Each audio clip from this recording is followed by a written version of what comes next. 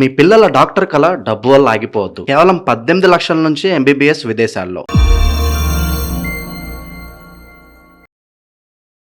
ప్రస్తుతం మనతో పాటు ప్రముఖ ఆధ్యాత్మికవేత్త, వేదిక్ ఆస్ట్రాలజర్ గోనుగొంట్ల సురేష్ బాబు గారు మనతో ఉన్నారు. గురువు గారితో మాట్లాడేద్దాం.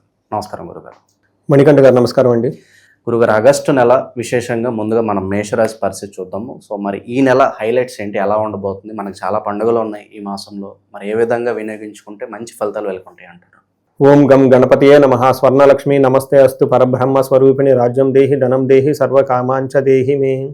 ఆగస్టు మంత్లో ప్రతి ఒక్కరికి స్వర్ణలక్ష్మి అమ్మవారు, మన రాబోయేది కూడా శ్రావణ మాసం లక్ష్మీ అమ్మవారికి సంబంధించిన మంత్ కాబట్టి ప్రతి ఒక్కళ్ళకి ఒక అధికారాన్ని, లీడర్షిప్ని, నాయకత్వ లక్షణాలు ఇవ్వాలని, ప్రతి ఒక్కళ్ళకి సమృద్ధిగా ధనం ఇవ్వాలని, ప్రతి ఒక్కళ్ళు ప్రతి నిమిషం ఆనందభరితంగా ఉత్సాహంగా ఉండాలని, అంతేకాకుండా సర్వకామాంచ సిద్ధి, వాళ్ళ మనసులో ఎలాంటి ధర్మబద్ధమైన కోరికలున్నా అమ్మవారు ఇమ్మీడియట్గా నెరవేర్చాలని చెప్పేసి మనం కోరుకుంటూ ఆగస్టు మంత్ యొక్క విశిష్టత, అందులో ఉన్న 12 రాసుల యొక్క విశిష్టత ఏంటో మనం చూసుకుందాం.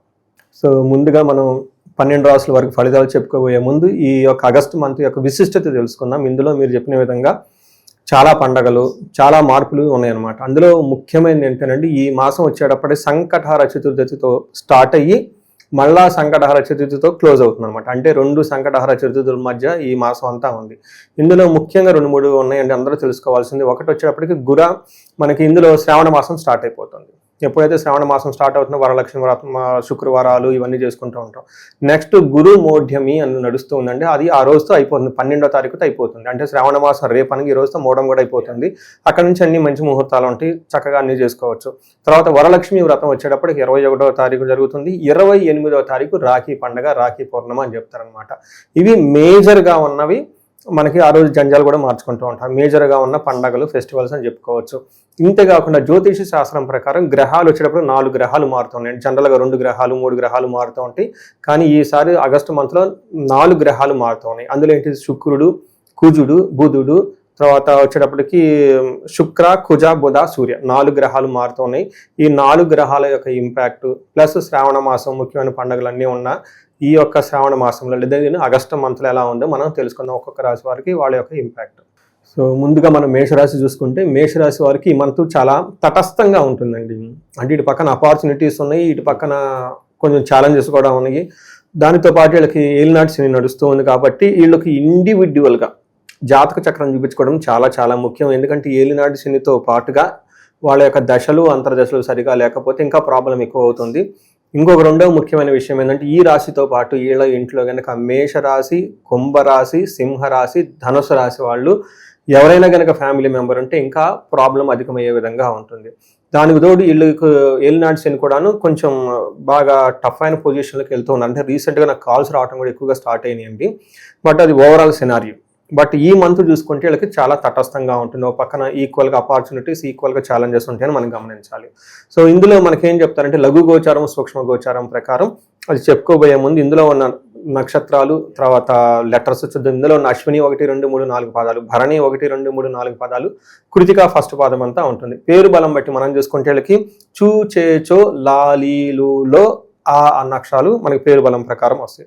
ఇందులో గ్రహాలు చూసుకుంటే మనకి సూర్యుడు వచ్చేటప్పటికి ఆగస్టు 17న, బుధుడు 5న, తర్వాత శుక్రుడు ఆగస్టు 1, కుజుడు ఆగస్టు 2న మారుతూ ఉన్నారు. ఈ యొక్క గ్రహాల యొక్క స్థితిని బట్టి మనం చూసుకుంటే వీళ్ళకి ఎలా ఉందంటేనండి 50-50గా ఉంది. ఎక్కడ ఎలా ఉంటుంది, మనకి లఘు గోచారము, సూక్ష్మ గోచారం ఒక కాన్సెప్ట్లో చూసుకుంటే వీళ్ళకు ఫస్ట్ మానసికంగా బాగా టెన్షన్ గురవుతూ ఉంటారు. తర్వాత ధనలాభం వచ్చే అవకాశం ఎక్కువగా ఉంటుంది. ధనం విషయంలో కొంచెం మళ్ళీ అగైన్ 2 times ధనం వచ్చే అవకాశం ఉంటుంది. అనుకోని విధంగా ప్రాబ్లమ్స్ వచ్చేస్తాయి, విపత్తి, ట్రబుల్స్ వచ్చేస్తాయి అని మనం చెప్పుకోవచ్చు. అంటే ఏ ప్రకారంగా చూసుకున్నా సూర్యుడు, శుక్రుడు కొంచెం ఇబ్బంది పెడుతున్నా ధనం విషయంలో బాగుందని మనం చెప్పుకోవచ్చు. అయితే వీళ్ళకు మనకి గ్రహస్థితిని బట్టి చూసుకుంటే చాలా తటస్థంగా ఉంటుంది. అంటే ఇది చాలా మిక్స్డ్గా ఉంటుంది, ఎవరికి ఎలా ఉంటుందో చెప్పలేము అన్న ఒక పరిస్థితి అయితే ఖచ్చితంగా ఉంటుంది. బట్ ఏదున్నా కానీ ఒక తటస్థం, పెద్దగా ఎక్కువగా మార్పులు చేర్పులు ఉండవు అని మనం చెప్పుకోవచ్చు. ఇందులో భాగంగా ఏం చేస్తుంటే సూర్యుడు కనుక 5వ స్థానంలో ఉంటే ఏమవుతుందంటే ధన ప్రవాహం ఖచ్చితంగా వస్తుంది.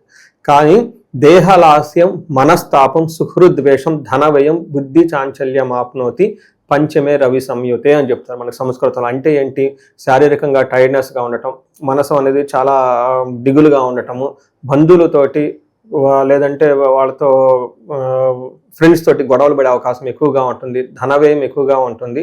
దీనితో పాటుగా మైండ్ అనేది చాలా చంచలంగా ఉంటుంది, ఏది డెసిషన్ కరెక్ట్గా తీసుకెళ్లరు, ఎలా ఉంటే ఏంటి అనేది ఒక డైరెక్షన్ లెస్గా ఉండే అవకాశం ఎక్కువగా ఉంటుంది. సో ఇది వీళ్ళకి సూర్యుడి వల్ల వచ్చే రిజల్ట్ అని మనం చెప్పుకోవచ్చు. అయితే ఇది అందరికీ ఎక్స్పీరియన్స్ అవ్వరు మనం ముందుగా చెప్పుకున్న విధంగా. అయితే నెక్స్ట్ కుజుడు వీళ్ళకి మంచి 3వ స్థానంలో ఉన్నారు, బాగా ఉపయోగపడతారని చెప్పుకోవచ్చు. వీళ్ళకి ఏమని చెప్తారు, ఆరోగ్యం, నిత్య సంతోషం, బంధుమిత్ర సమాకృత్, అర్ధలాభ, పుత్ర సౌఖ్యం, ఇష్ట సిద్ధి, తృతీయగే కుజ అని చెప్తారు. అంటే 3వ స్థానంలో కుజుడు ఉండడం మంచి పొజిషన్, డెఫినెట్గా మంచి పొజిషన్. వీళ్ళలో ఆరోగ్యం బాగుంటుంది, సంతోషంగా ఉంటారు, తర్వాత బంధుమిత్రులతో చక్కగా కలిసి ఉంటారు, ధన ప్రవాహం బాగుంటుంది, పుత్రుల విషయంలోనూ చాలా సౌఖ్యంగా ఉంటారని చెప్పుకోవచ్చు. ఫాదర్కి హెల్త్ విషయంలో కొంచెం జాగ్రత్తగా ఉండాలి. తర్వాత శుక్రుడు వీళ్ళకి అగైన్ 6వ స్థానంలో ఉన్నారు. శుక్రుడు 6వ స్థానంలో ఉంటే అంత మంచిది కాదని మనకు చెప్తారు. ఏమవుతుంది, శుక్రుడు 6వ స్థానంలో ఉంటే విరోధ శత్రుపీడానాం జ్ఞాతీనాం చ విరోధదః ఆయాసో ధారాపుత్ర ద్వేషై షష్టమకే భృగునందనే అని చెప్తారు. అంటే ఏంటి, 6వ స్థానంలో ఉంటే విరోధం వస్తుంది, శత్రువులు పెరుగుతారని చెప్తారు. అంతేకాకుండా బంధువులతోటి కూడా విడుదలవుతుంది, భార్యతోటి పుత్రులతోటి గొడవలు అవుతాయి అని చెప్తారు. అంతేకాకుండా కొన్ని విషయాలు అగైన్ ఇక్కడ శుక్రుడు మంచి కూడా చేస్తారు. ఎవరైతే love, romance, pleasure trips, short travels, తర్వాత లగ్జరీ ఐటమ్స్ కొనటం, ఇలాంటి విషయంలో చాలా బాగుంటుంది శుక్రుడు అని చెప్పుకోవచ్చు. అదేవిధంగా బుధుడు వీళ్ళకి మిక్స్డ్ రిజల్ట్, ధనాన్ని ఇస్తూనే అనవసరమైన మిస్టేకులు చేసే అవకాశం ఎక్కువగా ఉంటుంది, ఆన్లైన్ ట్రాన్సాక్షన్లు చేసేటప్పుడు ప్రాబ్లంగా ఉంటుందని తెలుసుకోవచ్చు. ఇది మనకి గ్రహాల యొక్క స్థితి ఎలా ఉందో తెలుసుకోవాలి. స్టూడెంట్స్ పర్సెంట్ గురుగారు అబ్రాడ్ వెళ్ళే అవకాశాలు ఎంతవరకు ఉన్నాయంటారు? సో ఇది ఈ టైంలో అంత రిస్క్ తీసుకోవడం మంచిది కాదండి. ఈ రాశి వాళ్ళు చాలా స్టాగ్నేటెడ్గా ఉంటుంది. అబ్రాడ్లో ఉన్న వాళ్ళకి ఏలినాటి శని ప్రభావంతో ఎక్కువగా ఉన్నారు, గురువు కూడా అనుకూలంగా లేరు. కొంచెం టైం తీసుకొని ప్రయత్నం చేస్తే బాగుంటుంది.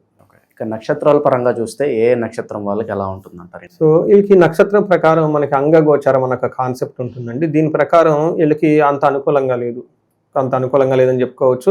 అశ్విని నక్షత్రం వాళ్ళకి పాజిటివ్ సైడ్లో ఏ పని చేసినా ఫైనల్గా ఎన్ని ఇబ్బందులు పడినా సక్సెస్ సాధిస్తుంటారు. కానీ ఆర్థికంగా చాలా రావాల్సినంత ధనం వచ్చేదానికంటే బట్ మనీ ఫ్లో ఉంటుంది కానీ బట్ ఎక్స్పెక్ట్ చేసిన విధంగా ధనం అయితే ఉండదు. కానీ మెయిన్ ప్రాబ్లం ఏంటంటే కలహము, బంధనము, రోగము. అంటే చాలా స్టాగ్నేటెడ్గా ఉంటారు, కన్ఫ్యూజన్గా ఉంటారు, టెన్షన్గా ఉంటారు, అసలు ఎలా ఉంటుంది ఏంటి అని ఆలోచించుకుంటూ ఉంటారు, వృధాగా గొడవలు పడుతూ ఉంటారు, హెల్త్ కాంప్లికేషన్స్ ఉంటుంది. సేమ్ ఇలానే భరణి నక్షత్రం వాళ్ళకి వీళ్ళకి జయప్రదంగా ఉంటుంది. ఫైనల్గా ఎంత కన్ఫ్యూజన్, ఎంత టెన్షన్లో కూడా వీళ్ళు ఫైనల్గా సక్సెస్ అయితే ఉంటారు. గొడవలు అవుతుంది, బంధించబడినట్లు ఉంటారు, హెల్త్ కాంప్లికేషన్స్ భయపడుతూ ఉంటారు భరణి వాళ్ళు. నెక్స్ట్ కృతికా నక్షత్రం వాళ్ళకి జయప్రదంగా ఉంటుంది, గొడవలు అవుతుంది, అగైన్ బంధనము, బంధించబడినట్లు ఉంటారు. నాకు ఒకళ్ళు ఫోన్ చేశారు వెస్ట్ గోదావరి నుంచి, అంటే బంధనం అంటే భయపడుతున్నారండి, ఏంటండి ఆ బంధనం అని చెప్పేసి.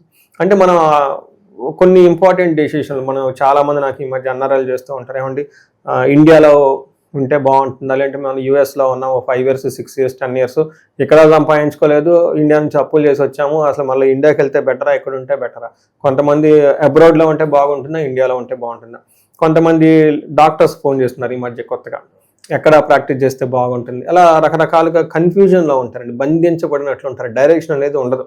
ఏమైనా లవ్ మ్యారేజెస్ కూడా వాళ్ళు బ్రేకప్ చెప్పారంటే ఏం చేయాలి, అసలు ఏమైనా వచ్చే హోప్ ఉంటుందా, లేదంటే పేరెంట్స్ ఇట్లా ఏదైనా అక్కడక్కడ కన్ఫ్యూజన్లో ఉండే ఈ రాశి వాళ్ళు ఎవరైనా ఉంటే ఒకసారి ఇండివిజువల్ జాతకం చూపించుకుంటే మనిషి అట్లా బంధించబడినట్లు ఉంటారు.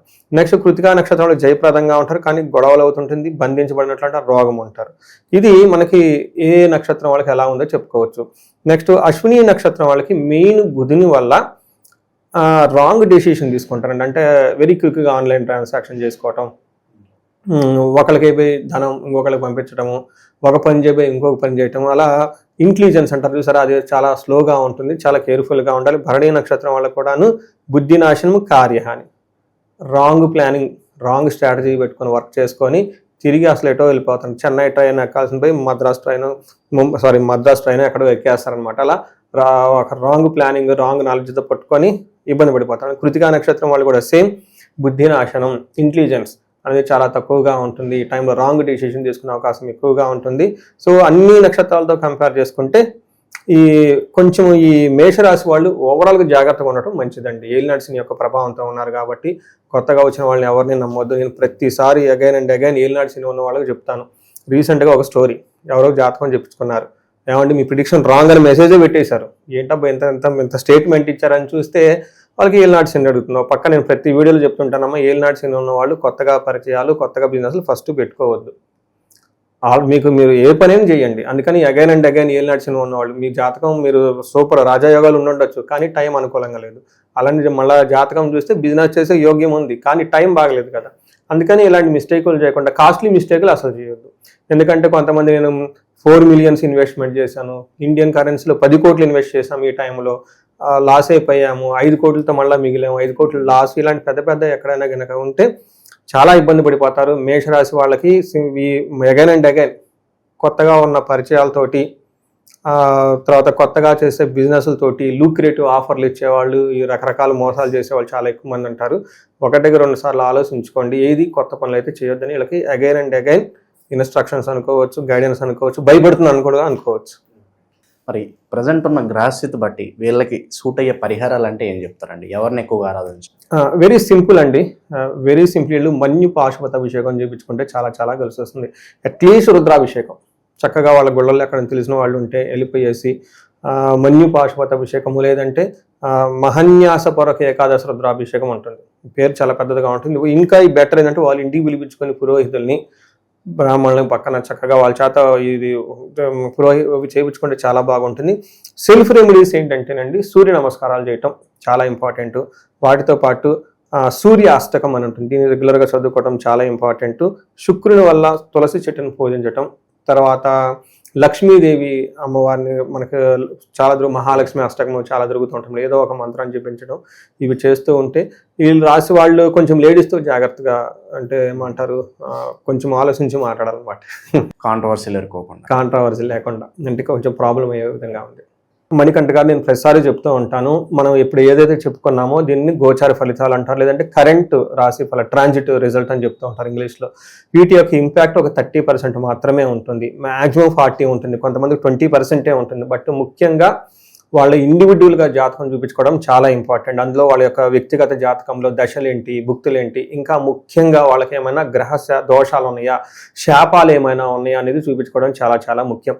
పర్టికులర్గా నేను రీసెర్చ్ చేస్తున్నానండి, ఎవరికైతే ఏజ్ 40 ± 5 years, లేదంటే 45 అండి ± 5 years అంటే ఇటు పక్కన 40 to 40-50 వరకు ఈ మధ్యలో ఉన్న వాళ్ళు ఎవరైనా ఉండి, అంటే వాళ్ళకి సక్సెస్ఫుల్గా ట్రాక్ రికార్డు ఉంటుంది. కొంతమందికి వాళ్ళు అప్పటిదాకా సీనియర్ మేనేజర్గా చేస్తుంటారు, అప్పటిదాకా బిజినెస్లు చక్కగా చేస్తుంటారు, చక్కగా ఒక స్మూత్గా వెళ్తున్న వాళ్ళు సడన్గా జాబ్ కోల్పోవటం, లైఫ్లో స్టాగ్నేషన్ రావటం, గ్రోత్ లేకుండా ఉండటం, డైరెక్షన్ లెస్గా ఉంటూ ఉంటారు. దీనికి కారణం ఏంటంటే మిడ్ లైఫ్ క్రైసిస్ అని చెప్పేసి జనరల్గా అందరు చెప్పి వదిలేస్తుంటారు.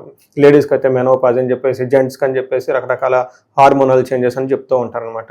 బట్ జ్యోతిష శాస్త్రంలో దీనికి చాలా మంచి చక్కటిగా వివరణ ఇస్తూ ఉంటారండి.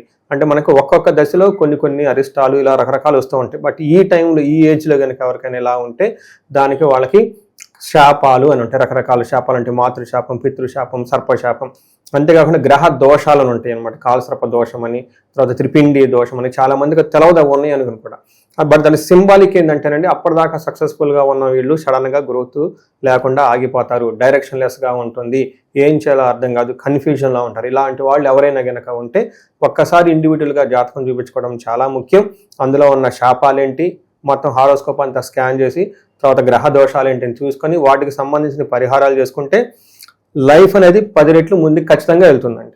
నేను ఎప్పుడైతే ఇలా స్టేజ్ స్పెసిఫిక్గా చేయటం స్టార్ట్ చేశానో చాలామంది ఇండివిజువల్గా చూపించుకుంటూ ఉన్నారు. అంటే అది మాకు తెలవదండి, నిజమా అండి అని. మళ్ళీ నేను చెప్తున్నాను అంటే గూగుల్ చేసుకోండి, చాట్ జీపీటీ చేసుకోండి, డోంట్ బిలీవ్ ఎనీథింగ్ బ్లైండ్లీ. ఉన్నది లేదు ఫస్ట్ మీరు కన్ఫర్మ్ చేసుకోండి. First opinion, second opinion, third opinion చూసుకోండి, ముందు అర్థం చేసుకోండి, ఇది రీజన్. ఆ తర్వాత పరిహారాలు కూడా ఈ రోజులో చాలా సింపుల్. ఇంత ముందుతో కంపేర్ చేస్తే చాలా రేట్ వైజ్ కానివ్వండి, చేసే యాక్సెస్ టెక్నాలజీ కానివ్వండి చాలా ఈజీగా చేసుకోవచ్చు. అలా ఇలా మనం చెప్పుకున్నట్లు ఎవరైనా కనుక ఏజ్ బ్రాకెట్లో ఉండి సడన్గా కనుక స్టాగ్నేషన్గా ఉంటే ఒకసారి ఇండివిజువల్ హారోస్కోప్ చెక్ చేసుకొని మీరు అందరూ చక్కగా జీవితంలో 10 రెట్లు ముందుకు వెళ్ళాలని చెప్పేసి నేను కోరుకుంటున్నాను. ఓవరాల్గా మేషరాశి పరిస్థితి ఈ నెల ప్రత్యేకంగా ఎలా ఉండబోతుందో మంచి విశ్లేషణ అందించేస్తాను. ధన్యవాదాలండి.